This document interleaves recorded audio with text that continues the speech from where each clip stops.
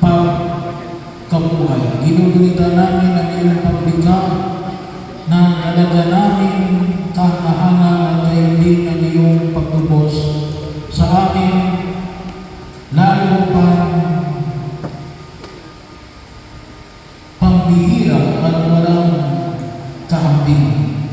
Basbasan mo ang tubig na iyong ginawa upang namin magamit para sa mga tanim ay madilig, para makapawi at ikaw at sa uhaw at init, at para maganap namin ang paglilinis.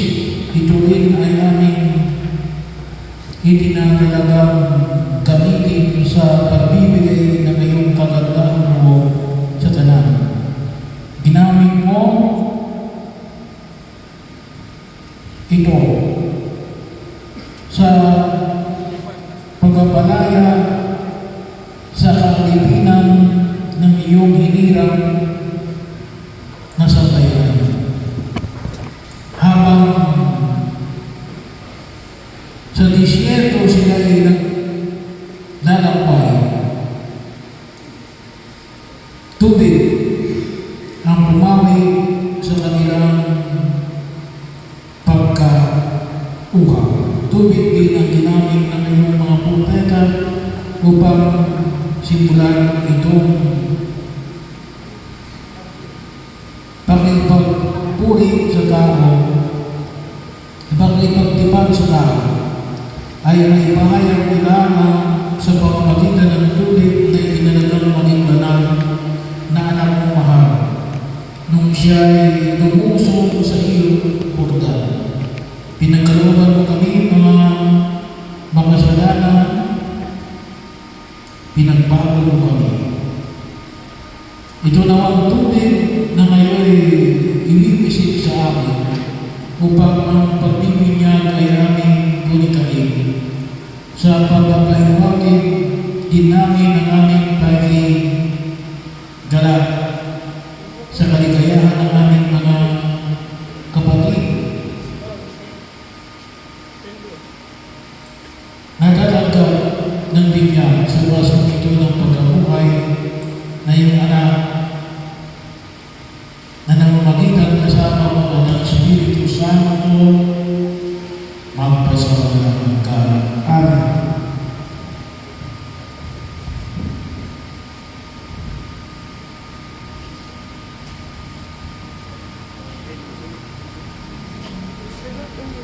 Amen.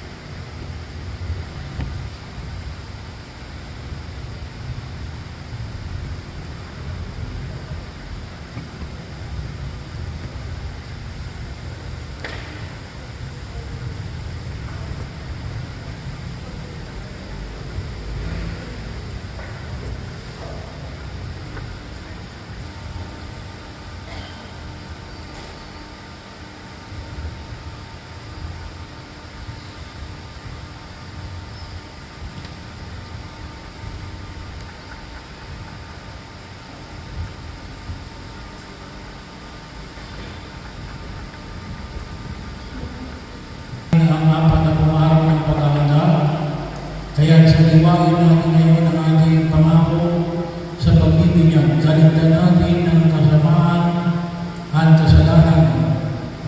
Okay, sulihan ng mga pamilya. Ang kanyang banal na simbahan Katolika.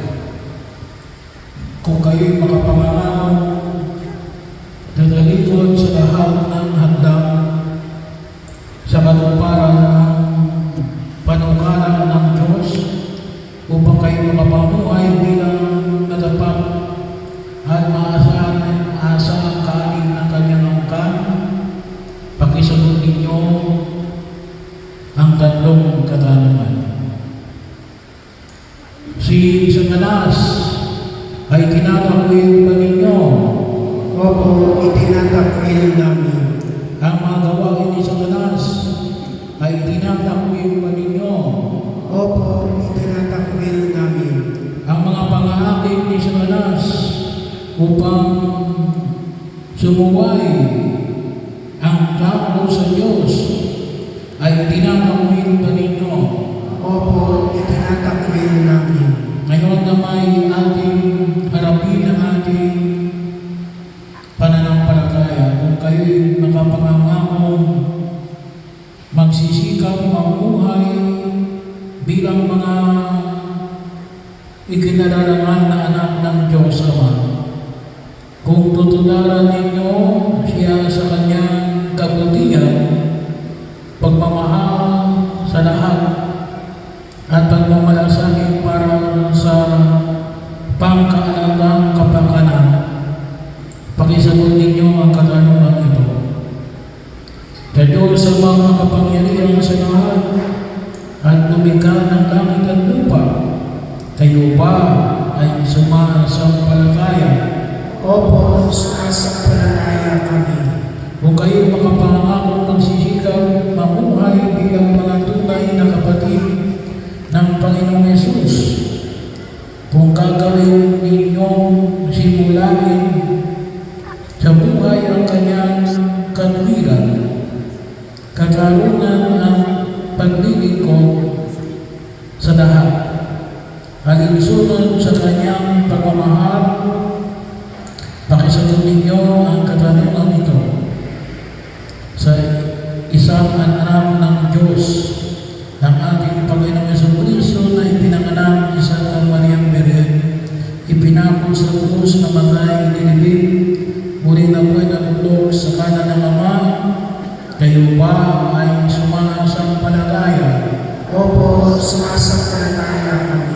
Kung kayo makapangangakong susunod sa paglubay ng Espiritu Santo at kung sisikapin ninyong mapagulan ang kaloob niyang buhay at pagmamahal upang maging mga mapagmalanging anak ng Diyos Ama at kapatid ng Panginoong Yesus, pakisagot ninyo ang katanungan ito. Sa Espiritu Santo, sa banal na simbahan Katolika, sa kasamahan ng mga banal, sa kapatawaran ng mga kasalanan, sa muling pagkabuhay ng mga namatay at sa buhay ng walang hanggan, kayo ba ay sumasampalataya? Opo, sumasampalataya kami. Bunga ng pagmamahal ng Diyos na makapangyarihan ang Ama ng ating Panginoong Jesucristo, tayo ay pinatawad sa ating kasalanan.